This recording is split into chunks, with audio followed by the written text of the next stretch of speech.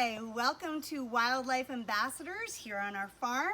We're doing our second awesome video for the summer reading program with the library.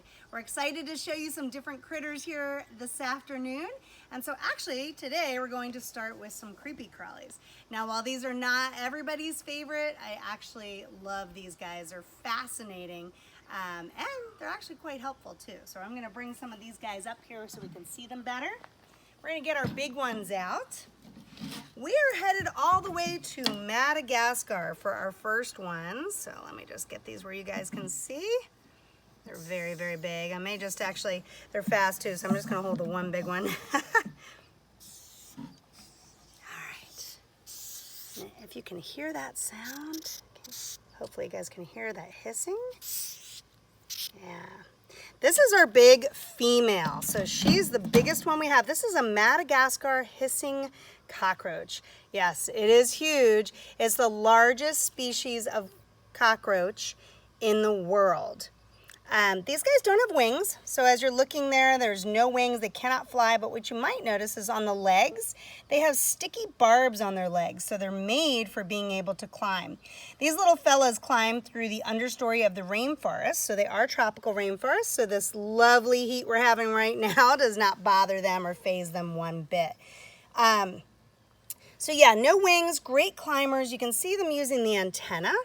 So just like all insects, the antennae are really important for allowing them to be able to feel. And they have the 6 legs. Now let's see if I can turn around so you can see. This is actually, oh, this one's really hissing. Whoops, this is actually the face. Whoa, it's hard to hold on to these guys. All right, so let me get to why they're important, even if you are not a fan of these. And right now, you are just totally flipped out about these giant bugs, which sometimes people don't like them. They're actually beneficial. So in the tropical rainforest, this girl and her buddies are recyclers. And so what she does is on the ground floor of the tropical rainforest, she will eat up things that other animals may toss down to that ground floor, whether it's foods, fruits, nuts, things like that. And they're the cleanup crew. So she not only cleans them, but then she will turn those pieces back into the soil, allowing the soil to be quite nutrient rich. And you know what that does? When the soil's rich, the plants grow really well. So if we're talking tropical rainforest and you're thinking of plants that don't necessarily grow here, and here's where the benefit comes to you and I. We're talking about things like vanilla, or chocolate, or different fruits like bananas and mangoes and papaya. Lots of wonderful things that grow in tropical rainforests. All right, I'm gonna show you the rest of her family here. So we're gonna kind of zoom in here so we can see these. There's a lot of them in here. Oops, sorry, kiddo. They are very hardy. This is kind of amazing. There's lots of babies in here. Let's see if we can look underneath this log.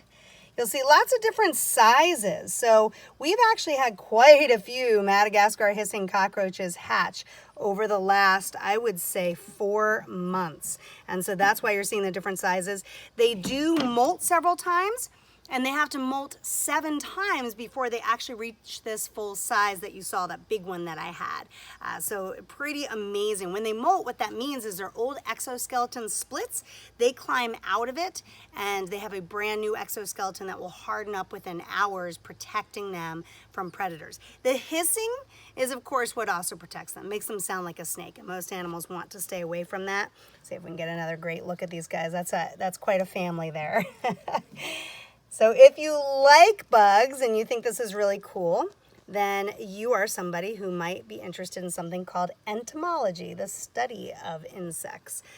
So they are really, really fascinating. Insects are cool too because they're one of the most diverse groups of animals in our world. There are just so many different kinds. All right, next up, folks, we are going to meet one of our longest ambassadors who's been with us for 24 years. He comes from Africa. So these guys were from Madagascar, an island off the coast of Africa. Next stop, we're gonna head over to the Congo.